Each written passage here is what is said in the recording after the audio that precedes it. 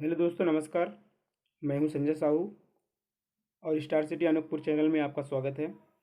Channel को subscribe कर लें, लाइक कर दें और ज़्यादा से ज़्यादा स्टूडेंट तक इसको शेयर कर दें। भारतीय अर्थव्यवस्था की सीरीज में हम बात कर रहे थे, जिसका पार्ट 4 आज हम लेकर आए हैं, जिसमें बैंकों का वर्गीकरण और आरबीआई अधिनियम को विस्तार से देखेंगे।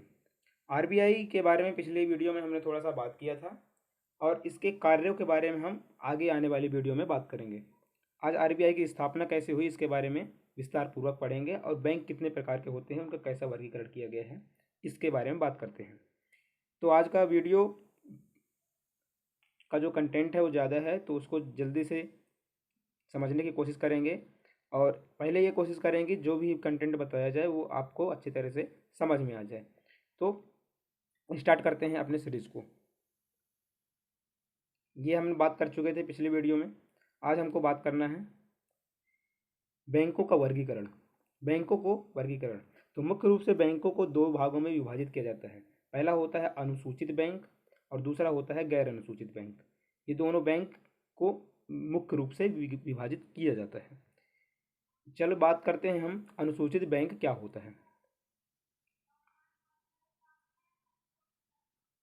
अनुसूचित बैंक सॉरी अनुसूचित बैंक ऐसे बैंक जिन्हें आरबीआई एक्ट की द्वितीय अनुसूची में शामिल किया गया है उस समय, जिनकी न्यूनतम संपत्ति 5 लाख रुपए तय की गई थी और जो वर्तमान में अब 500 करोड़ 500 करोड़ की हो गई है, उनको अनुसूचित बैंक कहते हैं। इसमें मुख्य रूप से बात जो ध्यान देने वाली है कि आरबीआई एक्ट की जो थी उसकी द्वितीय अनुसूची में इसको शामिल किया गया बैंक होते हैं। उनकी वर्तमान उस समय जो शामिल करने का जो टाइम था, उस समय उनकी संपत्ति जितने बैंकों की 5 लाख थी और अब उनकी जो संपत्ति जो है बना दिया गया है 500 करोड़ कर दिया गया है।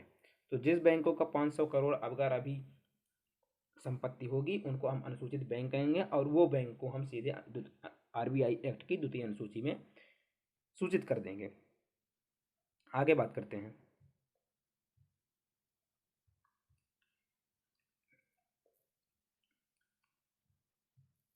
इनकी जो गतिविधि होती है वो ग्राहक पर कोई नकारात्मक प्रभाव नहीं पड़ता है।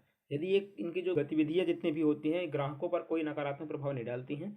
और आरबीआई के जितने भी मौद्रिक नीति होते हैं और जो भी साख नीति होती है वो इन बैंकों पर पूरी तरह से लागू होता है। मौद्रिक और साख नीति को हम आगे विस्तार से पढ़ेंगे। अब आता है गैर अनुसूचित बैंक। ऐसे बैंक जिन्हें आरबीआई एक्ट की द्वितीय अनुसूची में शामिल नहीं किया गया हो वो गैर अनुसूचित बैंक कहलाते हैं। इसके उदाहरण को याद रखना, Jammu and Kashmir bank, capital local area bank, ये बैंक जो है गैर अनुसूचित बैंक हैं। वर्गीकरण को आज थोड़ा सा समझने की कोशिश करते हैं कैसा वर्गीकरण है।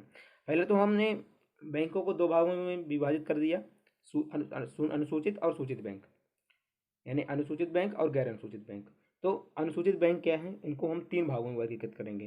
पहला वाणिज्यिक बैंक, इसी को हम कॉमर्शियल बैंक कहते हैं। कॉपरेटिव बैंक और क्षेत्रीय ग्रामीण बैंक या रीजनल रूरल बैंक आरआरबी, इसको वाणिज्यिक बैंक भी हम कहते हैं। वाणिज्यिक बैंक का ही एक रूप है ये।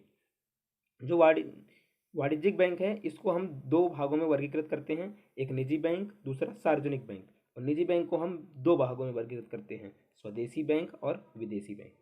सबको विस्तार से बात करते हैं। वाणिज्यिक बैंक क्या होता है? वाणिज्यिक बैंक ऐसा बैंक जो है लाभ के आधार पर कार्य करते हैं, या जहां लाभ होगा वहां ये कार्य करेंगे। ये दो प्रकार के होते हैं, निजी और सार्वजनिक। हमने पहले ही देखा था, ये निजी और सार्वजनिक दो प्रकार के होते हैं और ये लाभ के आधार पर ही कार्य करते हैं। निजी बैंक के बारे में बात करते हैं। निजी बैंक तो ऐसे बैंकों का पूर्ण स्वामित्व निजी हाथों में होता है। पूर्ण स्वामित्व यानी कि 100% जो निवेश होता है ये निजी लोगों का इसमें होता है। निजी लोगों का तो जितने भी स्वामित्व होगा इसका निजी होगा। ये भी दो प्रकार के होते हैं, जैसे कि एक स्वदेशी जो हमारे देश के होंगे, एक विदेशी जो विदेश के होंगे, बाहर के। जैसे स्वदेशी में हम उदाहरण देखेंगे तो एचडीएफसी बैंक और आईसीआईसीआई बैंक। विदेश में कौन सा है विदेशी bank? Standard chartered bank, city bank USA का, और एचएसबीसी हांगकांग चाइना। ये बैंक जो है विदेशी बैंक है। इन दोनों को अलग अलग हम देखते हैं। अब आते हैं हम सार्वजनिक बैंक में, सार्वजनिक बैंक क्या होते हैं? ऐसा कोई भी बैंक जिनमें भारत सरकार का स्वामित्व 50% से ज़्यादा होता है, वो सार्वजनिक बैंक कहलाते हैं। थोड़ा सा बात को समझने की कोशिश करते हैं। मान लेते हैं एक बैंक है, एक बैंक है ए, एक बैंक है ए और एक बैंक है बी। एक इंसान है जिसको हम बोल देते हैं एक्स और वाई, और इसमें जो दो इंसान हैं इसमें भी एक्स और वाई। अब मान लेते हैं कि ये जो ए बैंक है, ए बैंक की जो है 51% जो हिस्सेदारी है वो एक्स की है, और जो 49% हिस्सेदारी है वो वाई की है। और वाई कौन है? वाई कौन है? वाई गवर्नमेंट है। ठीक है, तो फिर क्या होगा? वाई गवर्नमेंट है जिसमें 49% है। ए जो है एक व्यक्ति है, इसमें 51% हिस्सेदारी किसकी है? ए की, लेकिन गवर्नमेंट की है 49%। तो इस बैंक को हम सार्वजनिक बैंक में नहीं रखेंगे। लेकिन बी, जहाँ 49% एक व्यक्ति की हिस्सेदारी हो जाए और वाई की हिस्सेदारी कितना हो जाए? वाई की हिस्सेदारी एक्स वाई 49%, और जो वाई है जो कि गवर्नमेंट है, अगर इसकी 51% हिस्सेदारी हो जाए तो हम इस बैंक को क्या बोलेंगे? ये सार्वजनिक बैंक कहलाएगा, ये सार्वजनिक बैंक कहलाएगा। ठीक है, तो गवर्नमेंट की हिस्सेदारी कितना होना चाहिए? 50+1%। जिस बैंक में होगा उस बैंक को हम क्या बोलेंगे? सार्वजनिक बैंक बोलेंगे। आगे चलते हैं।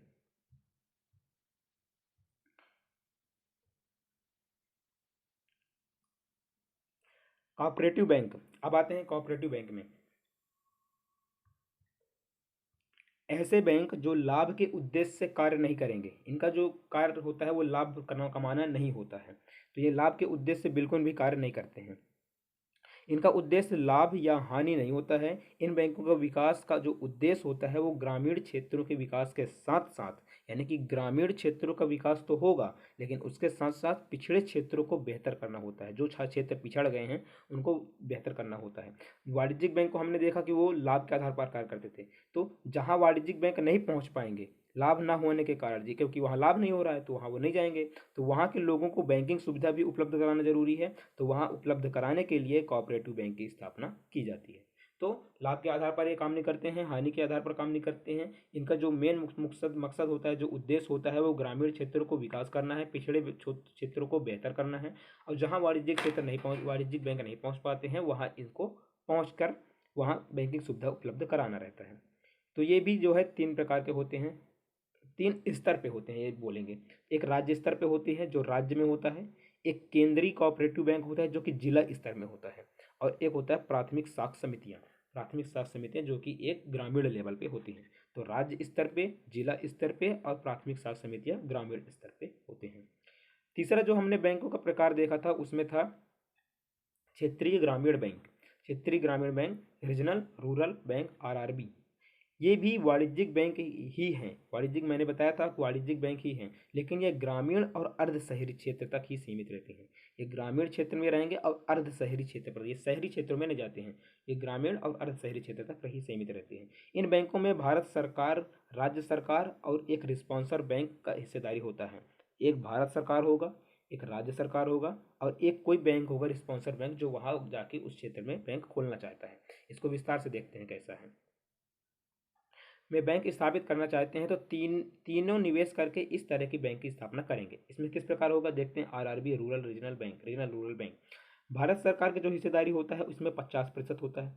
ठीक है, इसमें 51 अगर हो जाएगा तो ये हो जाएगा क्या? सार्वजनिक बैंक, इसलिए इसमें 50% होता है।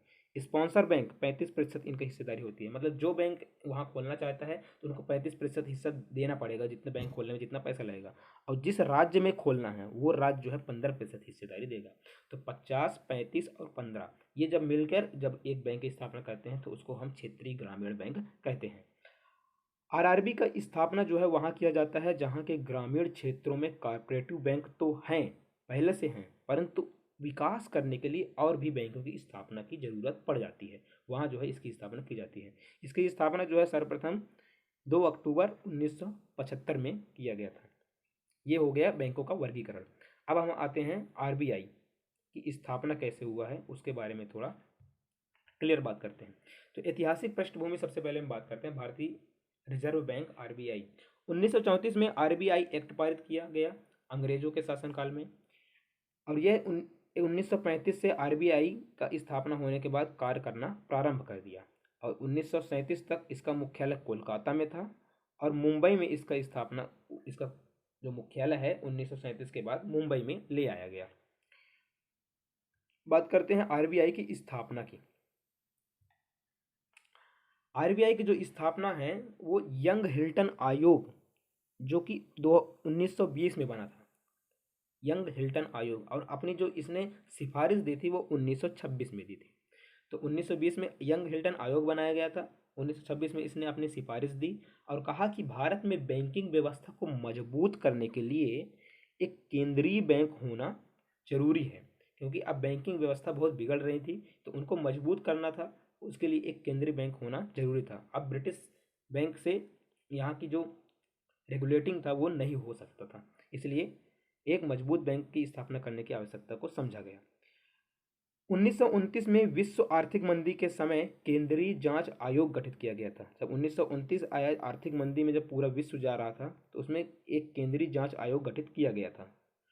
आरबीआई जो स्थापना हुआ था उसके जो पहले गवर्नर थे वो सर ओसबर्न स्मिथ थे, सर ओसबर्न स्मिथ इसके पहले गवर्नर। जबकि स्वतंत्र भारत के, जब भारत स्वतंत्र हो गया उसके बाद जो पहले गवर्नर बने हैं वो हैं सीडी देशमुख, सीडी देशमुख। और वर्तमान गवर्नर की तो बात जानते ही हैं, शक्तिकांत दास, शक्तिकांत दास, वर्तमान गवर्नर शक्तिकांत दास। आगे चलते हैं। आरबीआई का कार्यान्वयन किस प्रकार से आरबीआई कार्य करता है। तो आरबीआई का कार्यान्वयन जो है दो मंडल के द्वारा किया जाता है। एक तो सरकारी मंडल होता है, सरकारी निदेशक, और दूसरा होता है गैर सरकारी निदेशक। दोनों को हम विस्तार से बात करते हैं। आरबीआई का कार्यान्वयन देखते हैं। आरबीआई कार्यान्वयन, जो सरकारी निदेशक होता है इसमें 5 लोग होते हैं। एक तो आरबीआई का गवर्नर होगा, जैसे कि अभी कौन है, शक्तिकांत दास, और 4 डिप्टी गवर्नर आरबीआई के होते हैं। ये जो चारों जब मिल जाते हैं तो फिर बन जाते हैं 5 लोग, और ये जो है सरकारी निदेशक होते हैं, ये भी कार्य करते हैं आरबीआई के। और दूसरा जो होता है गैर सरकारी निदेशक, गैर सरकारी निदेशक, इसमें 10 भारत सरकार द्वारा नामित सदस्य होते हैं। वो भारत सरकार के द्वारा किसी को भी नामित किया जा सकता है जो बैंकिंग से सेवा से या फिर बैंकिंग सेक्टर से जो है संबंधित रखते हैं, या फिर किसी को भी भारत सरकार के द्वारा नामित किया जा सकता है। और 2 भारत सरकार के अधिकारी होंगे, भारत सरकार के अधिकारी होंगे, जबकि 10 जो है नामित किए होंगे। और क्षेत्रीय गवर्नर जो 4 होंगे, कहाँ कहाँ के, दिल्ली, मुंबई, चेन्नई, कोलकाता। दिल्ली, मुंबई, चेन्नई और कोलकाता के क्षेत्रीय गवर्नर भी इसमें शामिल होते हैं। ये होते हैं गैर सरकारी निदेशक। तो सरकारी निदेशक और गैर सरकारी निदेशक 2 प्रकार से आरबीआई कार्यान्वयन करता है। अब देखते हैं आरबीआई की स्थापना करने का जो है उद्देश्य क्या था, क्या क्यों स्थापित किया गया।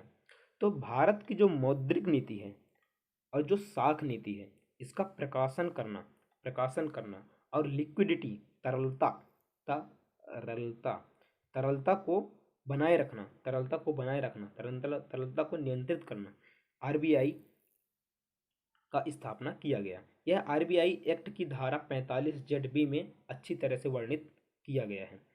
आरबीआई की जो धारा है, एक्ट की जो धारा 45 जेड बी है, उसमें इसके जो उद्देश्य है उसको अच्छी तरह से विस्तृत तरीके से इसको वर्णित किया गया है। आप खोलकर उसको अच्छे से पढ़ भी सकते हैं।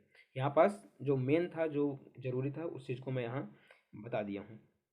मौद्रिक और साख नीति की थोड़ी सी बात कर लेते हैं। मौद्रिक और साख नीति क्या होता है। तो वास्तव में आरबीआई क्या कार्य करने वाली है, स्थितियों के अनुसार वास्तव में आरबीआई क्या कार्य करने वाली है, क्या कदम उठाने वाली है, क्या परिवर्तन लाने वाली है, उन सब का जो लेखा जोखा होता है उसी को हम नीति कहते हैं, और जिसका नाम मौद्रिक और साख नीति कहलाती है। इसी को हम मौद्रिक और साख नीति कहते हैं। जैसे कि अभी कोविड-19 का दौर चल रहा है, आरबीआई क्या कर रहा है, रेपो रेट कम कर रहा है, और फिर रिवर्स रेपो रेट कम कर रहा है, फिर और सारे कितने सारे नीतियाँ ला रहा है जो मौद्रिक नीति के द्वारा लाता है। तो इसी को जो नीति होती है इसी को हम साख नीति और मौद्रिक नीति कहते हैं। वास्तव में आरबीआई क्या करने वाला है, क्या कदम उठाने वाला है, क्या परिवर्तन करने वाला है, इन सब का जो लेखा जोखा होता है उसको हम आरबीआई की नीति कहते हैं और इसे हमको मौद्रिक नीति और साख नीति के रूप में इसको हम जानते हैं। तो अब कुछ इम्पोर्टेंट पॉइंट है जिनको हम नोट कर लेते हैं। क्या हम आप जानते हैं कि नाम से हमने इसको यहाँ पास डिनोटेड किया है। इसमें आरबीआई का जो लेखा वर्ष होता है, आरबीआई का जो लेखा वर्ष होता है वो 1 जुलाई से 30 जून तक होता है। 1 जुलाई से 30 जून तक होता है क्या, आरबीआई का लेखा वर्ष। जबकि भारत का जो वित्तीय वर्ष होगा वो 1 अप्रैल से 31 मार्च तक होगा। 1 अप्रैल से 31 मार्च तक होगा। और भारत का जो कृषि वर्ष होगा, कृषि एग्रीकल्चर ईयर जो होता है वो 1 जुलाई से 30 जून। यानी कि जब हम लेखा और कृषि और लेखा की जब बात करते हैं तो लेखा प्लस एग्रीकल्चर तो क्या हो जाएगा, ये 1 जुलाई से चालू होगा। ये 1 जुलाई से चालू होगा। लेकिन जब भारत की वित्तीय वर्ष की बात हम बात करेंगे तो क्या होगा, ये 1 अप्रैल 31 मार्च के बारे में बात होगा। तो इस प्रकार से हमने आज किस प्रकार से बैंकों का वर्गीकरण और आरबीआई की स्थापना को देखा है। आगे हम इसके बारे में बात करेंगे किस प्रकार आरबीआई और गतिविधियों को कार्य करते हैं। फिर हम भारत की जो राजस्व नीति होती है और आरबीआई की जो मौद्रिक नीति होती है इसको बारे में थोड़ा आगे वाले वीडियो में बात करेंगे। और फिर भारतीय रिजर्व बैंक के जितने भी कार्य हैं उन कार्यों को डिटेल से बात करेंगे। तो इस वीडियो को सभी बच्चों तक पहुंचा दें और चैनल को सब्सक्राइब कर लें, लाइक कर लें, कमेंट करें कहाँ प्रॉब्लम आ रहा है, कहाँ नहीं समझ में आ रहा है, और जहाँ भी कुछ प्रॉब्लम हो उसको कमेंट करके बताएं, उसका प्रॉब्लम का सॉल्यूशन किया जाएगा। धन्यवाद।